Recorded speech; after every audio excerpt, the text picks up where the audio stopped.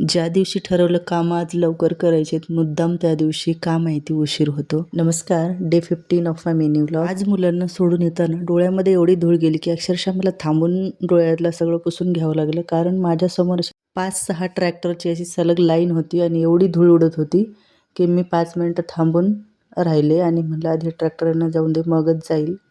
आज गुरुवार असल्याने लवकर पूजा ती करायची असं ठरवलं होतं. येतानीच फळं वगैरे घेऊन आले. येऊन अंघोळ वगैरे केली, कारण सकाळी अंघोळीला होत नाही.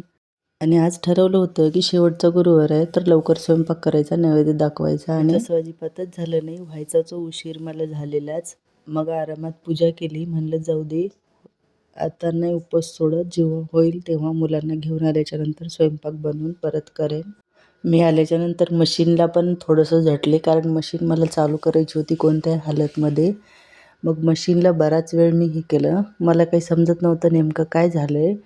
मशीनचे मी बोर्ड बदलून बघितले, सगळं बघितलं. मला शेवटपर्यंत समजलं नाही. त्यानंतर यांना परत एकदा ट्राय करायला लावलं, तर मशीनचा काहीच प्रॉब्लेम नव्हता. फक्त बोर्डमध्ये जी पिन आहे तीच बसत नव्हती आणि त्यामुळेच मशीन माझी इतके दिवस बंद होती. आणि ती मी अशीच तिकडच्या रूममध्ये टाकून दिली होती. आज असा विचार केला होता की इकडे थोडंसं उजेडामध्ये खिडकीच्या बाजूला मशीन आणून ठेवते आणि तेच करत बसले आणि त्यातच बराच वेळ गेला. आणि मग पूजेला उशीर झाला आणि मग स्वयंपाकाचं तर बाजूलाच राहिलं. सकाळचा स्वयंपाक झालेला, पण नैवेद्यासाठी जे करायचं होतं ते मात्र राहून गेलं. आता संध्याकाळच्या स्वयंपाकासोबतच सगळं करेन असं ठरवलं.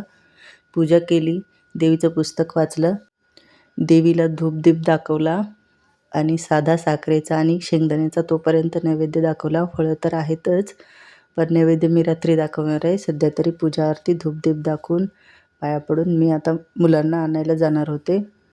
पूजेतच एवढा वेळ गेला की अक्षरशः मला टाईमाचं काही कळालंच नाही आणि टाईम होऊन गेलेला.